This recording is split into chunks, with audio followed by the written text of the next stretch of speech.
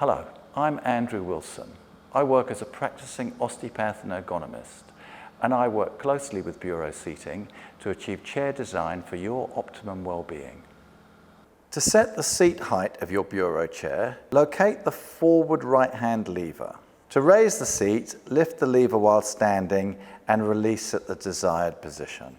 To lower the seat, lift the lever while seated and also release at the desired position. To set the seat tilt of your Buro chair, find the middle right-hand lever. While seated on the chair, lift the middle lever fully to activate the free-floating function. To lock the seat at the chosen angle, firmly push the middle lever down.